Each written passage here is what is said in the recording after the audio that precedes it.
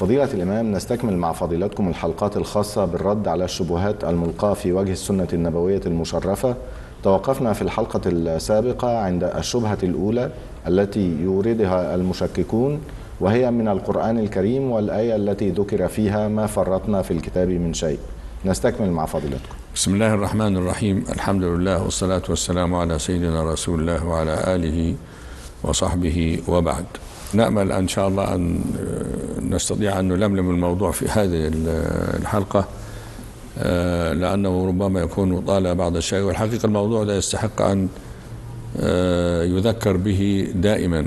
نعم. لأنهم هم على وعي بأن هذا الموضوع يجب أن يصار بين الحين والآخر ليساعد في، كما يقولون في برامج الحداثة، أو التهوين من التراث والتهوين وتهوين من السنة، وحتى سيأتي التهوين من القرآن الكريم، وهو بدأ فعلا فيما يسمى بالذكاء الاصطناعي الآن.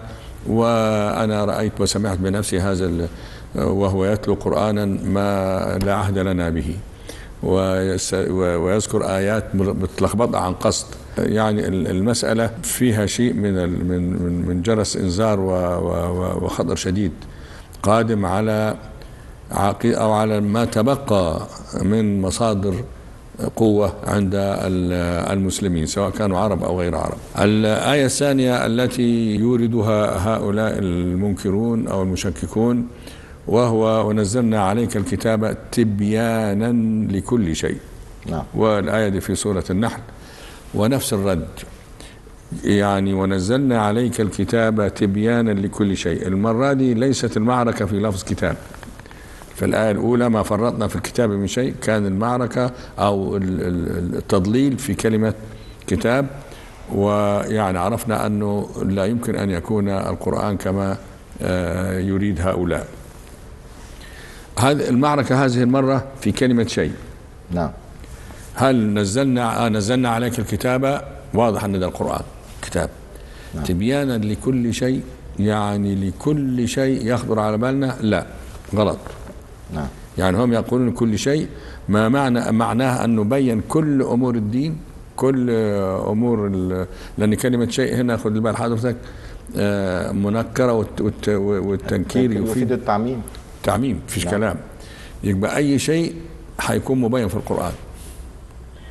ده لو فسرنا شيء على إطلاقه.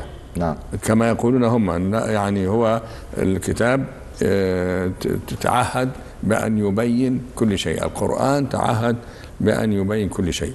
فهل القرآن تعهد بأن يبين كل شيء؟ المسألة ليست كذلك. قد يفهم من ظاهر اللفظ، لكن هنا الواقع والحس والعقل يقيد هذا العموم، ويجعله أنه قاصر على أصول الأخلاق، أصول الدين. نعم. دي التي القرآن بينها ثم بعد ذلك ترك أمورا أخرى ليبينها النبي صلى الله عليه وسلم. ولذلك قلنا مهمة النبي صلى الله عليه وسلم ليست البلاغ فقط. نعم. إنما البلاغ مع التبيين. وأنزلنا إليك الذكر لتبين للناس ما نزل إليهم. نعم. حيبين ما نزل بما نزل، ولا بأمر آخر يبين ما نزل. لو كانت رسالته التبليغ فقط لتلا ثم سكت. طبعا كان يبلغ، يطلع يخطب ويروح بعد كده، ده البلاغ، خلاص أدى الرسالة بتاعته. لكن المسألة، وسبحان الله هذا من إعجاز القرآن الكريم، لو ترك الوظيفة الثانية للنبي صلى الله عليه وسلم، وهو وظيفة الشارح المبين لما نزل إليه، كان ممكن الجماعة دول يهللوا ويقولوا ده خلاص هو وظيفته في القرآن البلاغ، لكن القرآن قطع عليهم الطريق ويقول لهم لا، وظيفته البلاغ، وإلى جوار وظيفة البلاغ وظيفة أخرى. نعم. لتبين، ودي لام التعليل، كأن السبب والعلة أو الهدف من إنزال الكتاب عليه صلى الله عليه وسلم هو أن يبينه للناس. نعم. لا ليتلوه فقط ويسكت، وده معنى البلاغ، بل بعد التبليغ يبين أيضا للناس. فإذا كلمة شيء هنا لا يمكن أن تطلق على عمومها، وإلا قل لي أين مثلا قواعد الكيمياء أو علم الكيمياء في القرآن؟ لا يوجد. أين العلوم الأخرى؟ الطبيعة، الذرة، الطب، التاريخ، علوم الاجتماع، تقلبات المجتمعات، كل الحضارات اللي راحت واندثرت حتى وموجود. المعاملات الشرعية المستحدثة فضيلة الإمام، ما هذا كله اسمه كله ده شيء. نعم. كله ده شيء فين في القرآن؟ يبقى إذن هم يعترفون أنه لا يمكن أن يكون كل شيء في القرآن. نعم. خلاص سقطت الحجة أو يعني الاستدلال. فكما قلت لك آيتان، الآية الأولى ما فرطنا في الكتاب من شيء. نعم. الكتاب هنا اللوح المحفوظ، ولا يمكن حمله على القرآن، يستحيل. نعم. عقلا يستحيل. والآية الثانية ونزلنا عليك الكتاب تبيانا لكل شيء، أي لكل الأصول أو لأصول الأشياء. أما جزئياتها بعد ذلك مفرداتها فمنها ما هو موكول إلى النبي صلى الله عليه وسلم إذا كان يتعلق بأمور، وهذه هي السنة، وبأمور الدين وبعض أمور الدنيا، ومنها ما هو متروك للمجتهدين والعلماء إلى يوم القيامة. إذا أنا كمشاهد أفهم أن القرآن يحتوي فقط على القضايا الكلية. طبعا القضايا الكلية. يعني ما هو يعني الصلاة مثلا كما قلنا، كيف أصلي؟ كيف أصلي أنا 4 ركعات الظهر والفجر 2؟ كيفية الصلاة لم ترد في القرآن. ليه القرآن المغرب 3؟ من فين دي جبتها؟ من السنة النبوية. من السنة النبوية. تشيل السنة النبوية خلاص. ولذلك هم لما يعني وجهوا بهذا الاعتراض، منهم من قال يترك هذا الأمر لرئيس الدولة، هو اللي يقول صلوا ركعة أو ركعتين أو 3. نعم. لأن ما فيش في القرآن صلوا الفجر أو الصبح ركعتين، وصلوا الظهر 4، وصلوا المغرب 3 وكذا، ولا قال مثلا الزكاة اعملوا كذا وبعد حول كذا وبعد. كل التفاصيل هذه تركت للنبي صلى الله عليه وسلم. وتلاحظ أن يعني احنا عندنا يعني في باب العقائد لابد من الحديث المتواتر، إما آية من القرآن الكريم، نعم، وغير قابلة للتأويل كمان، يعني ما تكونش قابلة لوجهين، نعم، وإما أن يكون حديثا متواترا. أما بالنسبة للأعمال فيكفي فيها الحديث الآحاد، لأن المطلوب في وجوب العمل عليك وأن تقوم به وتبرأ ذمتك منه إذا فعلته، نعم، هو أن يحدث عندك ظن قوي بأن هذا هو المطلوب. مثلا أنا حضرت لحضرتك مثل يبين الفرق. الصلاة مثلا، الصلاة فيها تنظر لها من زاويتين، في أنها تعتقد أنها فرض عليك، تعتقد نعم أنها فرض عليك. هنا لابد من دليل من القرآن أو من الحديث المتواتر. نعم. وقلنا الحديث المتواتر احنا تكلمنا فيه قبل ذلك، وقلنا الحديث المتواتر هو الذي يعني يخبر به جمع عن جمع، بحيث العقل يقول أنه يستحيل أن يتواطأ أو يتفق هؤلاء على الكذب في وضربت مثلا أعتقد المحاضرة. نعم، وأوضحنا أنه يأتي من أبواب متفرقة من فعلا من يعني لو نعم. نبأ جاء من إذاعة واحدة نعم. تشك فيه، أو من قناة واحدة تشك فيه، لكن لو فجأة لقيت النبأ تردده 15 قناة، نعم، سواء غربية ناطقة باللغة العربية أو شرقية ناطقة باللغة العربية أو بأي لغات ومختلف اللغات، العقل يقول لك لا يمكن الناس تكون اتفقت على هذا الخطأ، على هذا. ومن هنا الحديث المتواتر هو الحجة في إثبات الأمور العقائدية، بل هو الحجة في كل أحداث التاريخ وأحداث الحضارة الإنسانية. هو ما الدليل على غزوة بدر؟ بلاش، ما الدليل على الحرب العالمية الثانية والحرب العالمية الأولى؟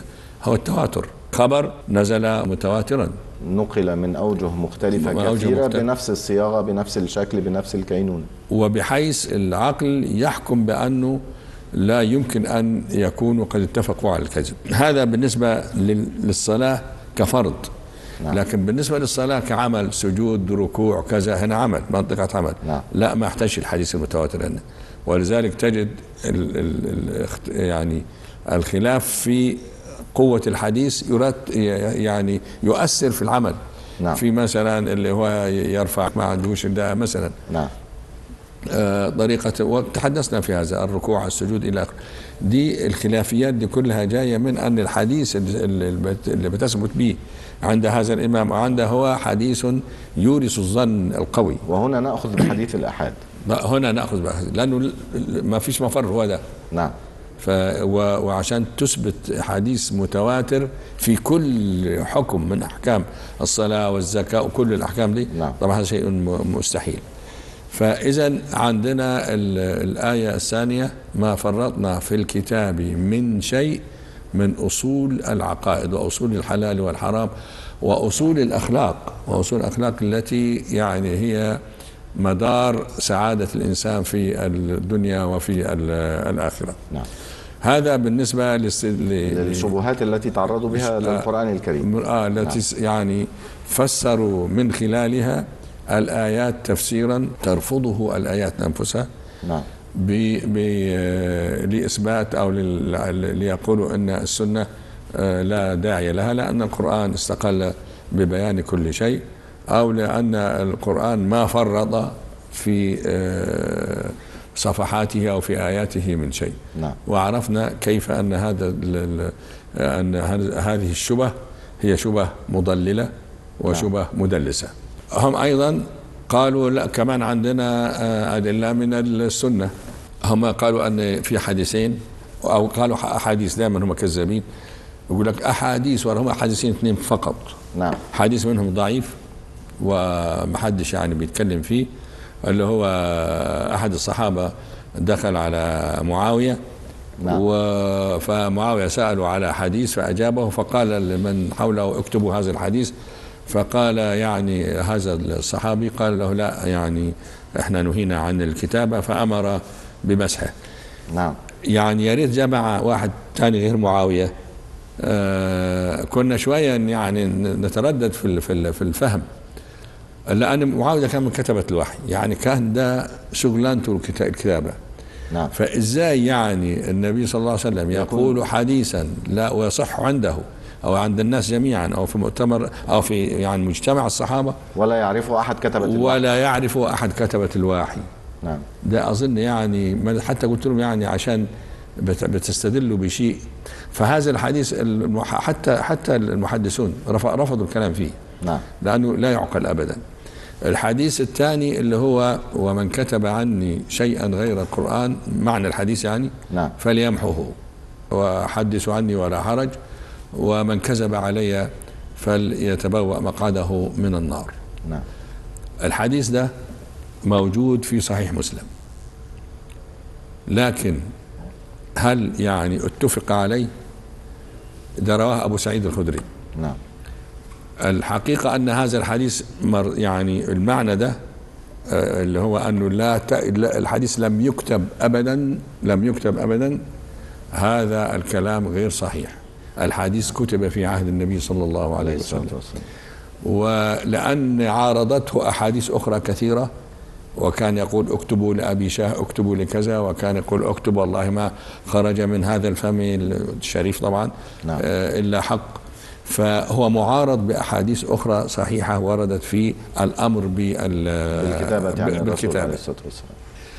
طيب أمال إيه ليه جاء هذا الكتاب؟ قالوا إما لأنه في البداية كان النبي صلى الله عليه وسلم يخشى أن يختلط كلامه بالقرآن، فنهى عن كتابة الحديث إلى أن استمرت كتابة القرآن، وعرف يعني فهم الكتبة أن هذا هو الوحي الإلهي أو هذا هو الأسلوب. نعم. الوحي الإلهي. فبالتالي بعد ذلك حينما آمن اللبس قال لهم اكتبوا. نعم. وإذا لا يستدل بأن السنة لم تكتب في عهد النبي صلى الله عليه وسلم. مثل هذا الحديث لم يروى في حديث في صحيح الإمام البخاري. نعم. وأنا سأقرأ لك في هذا الموضوع ما قاله الإمام البخاري. ويحسن أن نحن لو نقرأ العنوان الكتاب اللي ألفه الإمام البخاري تتعجب. يعني الإمام البخاري التزم بأن يكون الكتاب يشتمل على الأحاديث المتصلة برسول الله صلى الله عليه وسلم. يعني هو عن فلان عن فلان عن فلان عن الصحابي عن النبي صلى الله عليه وسلم عليه الصلاة والسلام. في أحاديث تجي من مثلا الإمام مسلم أو البخاري عن فلان عن فلان عن فلان عن الصحابي وتقف. نعم. الإمام البخاري ما يطلعش الحديث ده لأن شرطه الاتصال. نعم.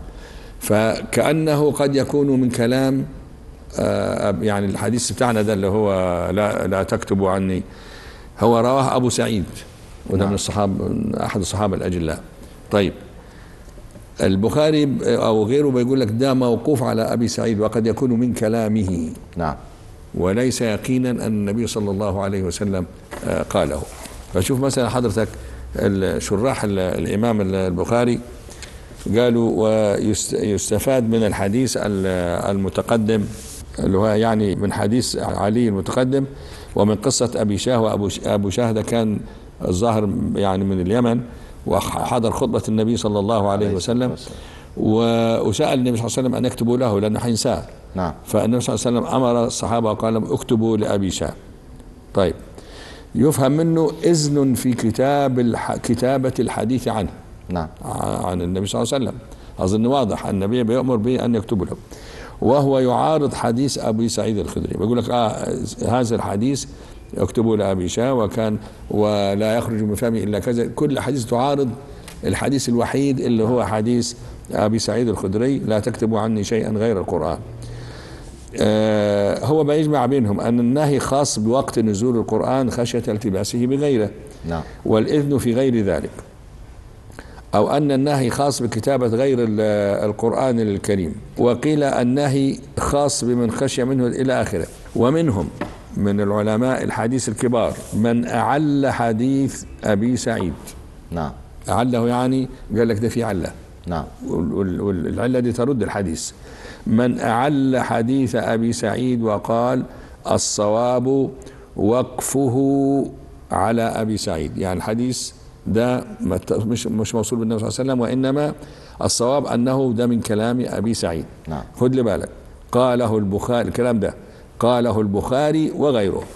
نعم، اللي هو يعني احنا العمدة الصحيح البخاري قال لك ده الصحيح أنه حديث أو كلام موقوف على أبي سعيد. هذا الحديث وهذا الدرج من معارضة الأحاديث الأخرى له هم الذين يعني يتمسكون به. وكما تفضلت يرد عليهم، والكلام ده اللي حاضر ده في ذهنك ده أيضا تحدث به العلماء هنا. هم ينكرون الحديث، يقول لك ما تكتبش. طب أنت جاي تحتج علي بحديث مكتوب، حديث أبو سعيد ده حديث مكتوب. أنت أبو سعيد وجالك ضلع من القبر وقال لك النبي قال كذا، لا. لماذا قبلت بهذا الحديث وأنكرت غيره؟ قبل هذا الحديث وأنه مكتوب، يعني أنت تثبت شيئا بما تنكره. ووثق في الطبقات، ووثق في الرجال، ووثق في الرواية لأنها فقط لأن تخدم الهدف. نعم. طيب يا أخي، يعني أنت كده بتعترف بأن الحديث كان يكتب. نعم. ما هو حديث أبو سعيد ده لا تكتبه، كتبه. نعم. أمال جالك إزاي؟ كيف نقل هذه العصور؟ فالكتابة كمان شيء والنقل شيء آخر. كان يعني في فرق بين كتابة الحديث وبين جمع الحديث. نعم. كتابة الحديث كتب في عهد النبي صلى الله عليه وسلم، كان يكتب فلان ويكتب فلان ويكتب فلان. طيب لكن الجمع ده جاء متأخرا على خلاف القرآن الكريم، لأن القرآن جمع كتب وجمع بين يدي الرسول الكريم صلى الله عليه وسلم. كان جمع في عهد أبي بكر وجمع في عثمان رضي الله عنهم. نعم. فيحتجون يقول لك لا ده جمع متأخرا إذا لم يكتب، لا، ممكن جمع متأخرا إذا لم يجمع الحديث تمشي.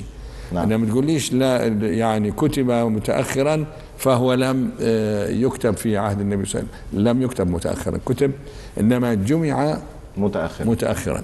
وكان الاعتماد في ذلك العهد لأن ما كانش فيه يعني كتبة. نعم. كان على الحفظ وعلى التلقي. يعني مثلا عندك الشعر الجاهلي كله فين مخطوطاته؟ نعم. فين مخطوطات امرئ القيس ولا زهير ولا، إنما كله ده تلقي سماعا، لأن كان العرب يتميزون بالذاكرة ذاكرة الحفظ.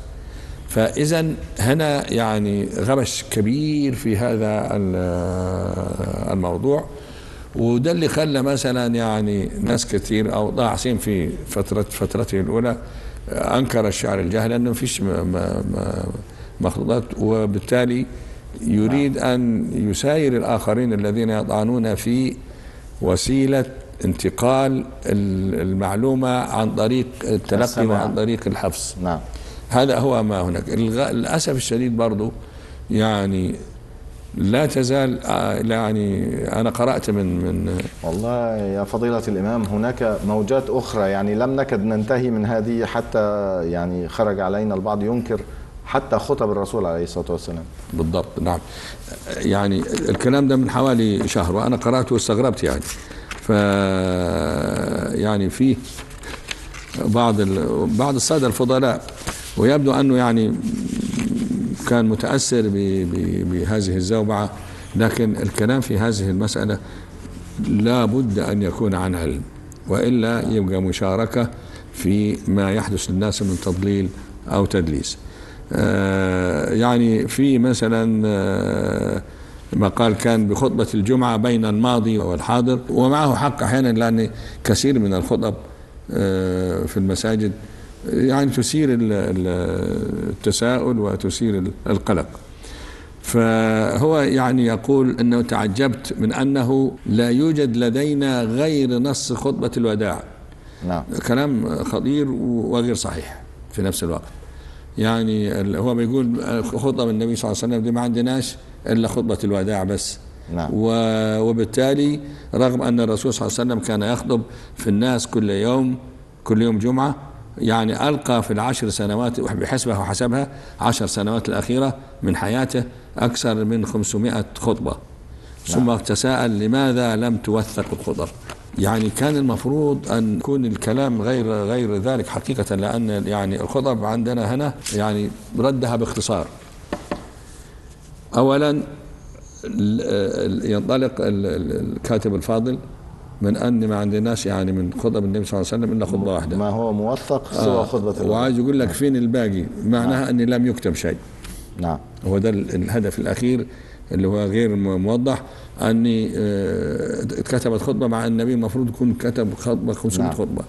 طب ليه ده مش لم يكتب أو لم يعلن؟ لا، ده سيد الفاضل أولا خطب النبي صلى الله عليه وسلم كتبت وجمعت في أولا خطب أخرجتها كتب السنة. روح للبخاري وروح لمسلم كتب السنة والمسانيد. معلش لو تعطيني تفضل. لأن الرد لابد من بيان الكلام، لأن هذا المقال استغل في أن السنة لم تكتب بدليل أن خطب النبي صلى الله عليه وسلم ما عندناش إلا خطبة واحدة. نعم. هذا الكلام غير صحيح.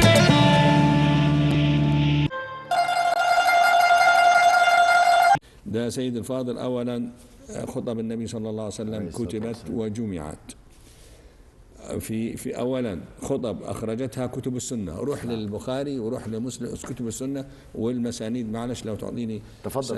لأن الرد لابد من بيان الكلام، لأن هذا المقال استغل في أن السنة لم تكتب بدليل أن خطب النبي صلى الله عليه وسلم ما عندناش إلا خطبة واحدة. نعم. هذا الكلام غير صحيح على الإطلاق علميا، مع احترامي الشديد لمن كتب الخطب دي. إذا كان يريد أن يعلم ما في هذا الأمر، خطب النبي صلى الله عليه وسلم أخرجتها كتب السنة، ولكن موزعة، لأن كل خطبة كانت في مناسبة. مثلا في خطبة الوداع كان كذا، في خطبته على جبل كذا، قبل أن كذا، دي موزعة على مناسبات.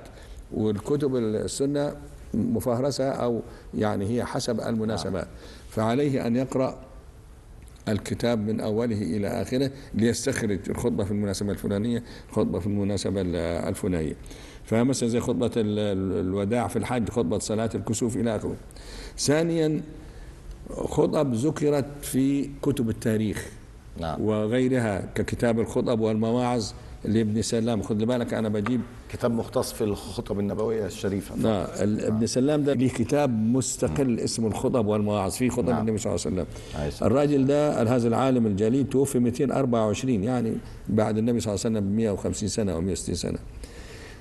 تاريخ اليعقوبي مليان خطب للنبي صلى الله عليه وسلم. العقد الفريد لابن عبد ربه. إعجاز القرآن للباقلاني. كل دي فيها خطب النبي صلى الله عليه وسلم. ثالثا كمان في ناس فضلاء جمعوا هذه الخطب في كتب مستقلة، وأنا سأذكر لحضرتك منها. يعني اعتنت بجمع خطب النبي في مؤلف واحد، منها ما هو مطبوع، ومنها ما هو مخطوط، ومنها ما هو مفقود. نعم. ومن أشهر هذه الكتب خطب النبي صلى الله عليه وسلم للمدائني لما توفى 220. خطب النبي صلى الله عليه وسلم لعبد العزيز بن يحيى الجلودي 332 متوفى.